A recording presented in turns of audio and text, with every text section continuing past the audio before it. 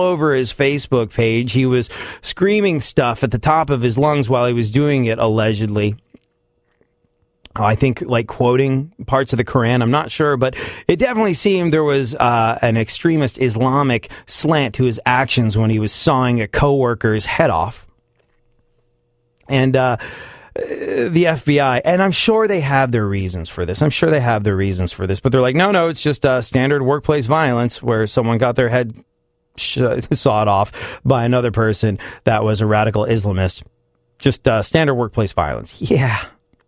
Anyways, she's citing public safety concerns after the Oklahoma beheading attack, the Boston Marathon bombing, and 9/11. Little late to the party with the 9/11 stuff. But anyways, she said, I will do whatever is necessary to provide a safe environment for my customers, even at the cost of the increased threats and legal problems this decision will likely provoke. This is Jan Morgan, the owner of the Gun Cave Indoor Firing Range in Hot Springs. This is what she said on her blog. She listed 10 reasons behind her decision to bar Muslim customers, including death threats she said Muslims have made against her. And there you go. That'll do it right there. Last week's beheading attack in Oklahoma, it's a little bit more far-reaching. You could have stopped with the death threats, and I think everyone would have been fine with it. The 2009 Fort Hood shooting, the 9/11 terror attacks, Muslim Americans who have traveled to Syria to join terrorist groups, and honor killings. She said, why would I want to rent or sell a gun and hand ammunition to someone who aligns himself with a religion that commands him to kill me? I understand not all Muslims are terrorists. I also believe there are as many Muslims who do not know what is in the Quran as there are Christians who do not know what is in the Bible. Since I have no way of discerning which Muslims will or will not kill in the name of their religion and the commands in their Quran, I choose to err on the side of caution for the safety of my patrons. She wrote that last week, 2 Muslim men who visited her shooting range had Allahu Akbar ringtones programmed into their cell phones, saying they spoke very little English. One did not have proof of U.S. citizenship, yet they wanted to rent and shoot guns. Their behavior was so strange, it was unnerving to my patrons. No one would enter the range to shoot while they were there. Some of my customers left. Can you blame them?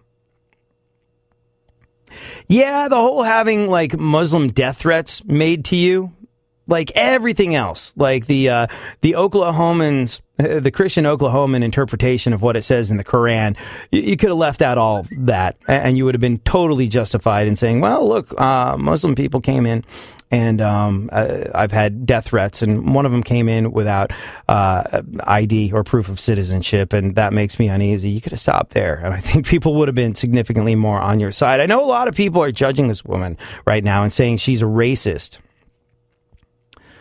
I think she's really operating in a way that she feels is going to keep her safe. She's operating from a place of fear, and if you're operating from a place of fear, in that instance, the terrorists have kind of won.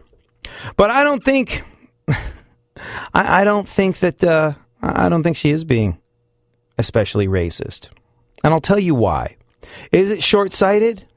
If I was her, if I'd had death threats, that's the one sort of like, the rest of her stuff was kind of far reaching. Well, because of 9/11 in 2001, I'm not allowing Muslims on my firing range. That's a little out there. A little late to the party on that one. The one justifiable point that she made is she's like, yeah, I've gotten death threats from Muslims, so I'm not going to let them into my place where I rent and sell guns. That, totally understandable. And you know what? It's America, free market economy. She has a right to run her business the way she sees fit. And I get that, and I understand that. And here's my take on the situation. I think that most Catholic priests are people that go into the priesthood to do the work that they feel is God's work, whatever that entails. I think most Catholic priests, through being a servant of God, have the intention of leaving the world a better place than they find it. I believe they are about God's love and God's forgiveness and, well, all the good God stuff that people get into the seminary for. I think that's most Catholic priests.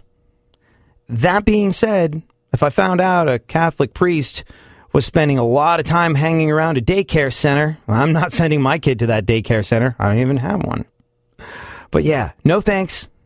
I'm going to pass on that one. And I'm also going to look at that particular Catholic priest with a certain amount of suspicion. And you know what? I think I look at all Catholic priests with a certain amount of suspicion because of the way their religion tells them to lead their lives.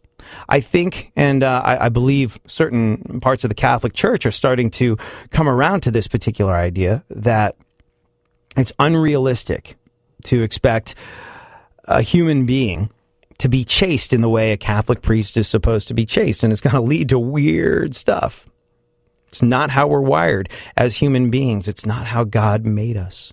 And yeah, it is pious, and yeah, it is choosing a different path, and yeah, it is an austere practice, and austere practices have a lot to do with what makes men of the cloth, but nevertheless, it's a bit of an unrealistic thing. And then what becomes interesting about the whole Catholic priest thing, and why you find a lot of instances of child abuse in the Catholic priests seem to be gay. I think a lot of people who are so religious that they think they're blowing it in the eyes of God because they're gay decide, well, I'm just going to become a priest. And that way I'll just deny all my sexual impulses and just be priestly. And then they give in to them and horrible, horrible things happen.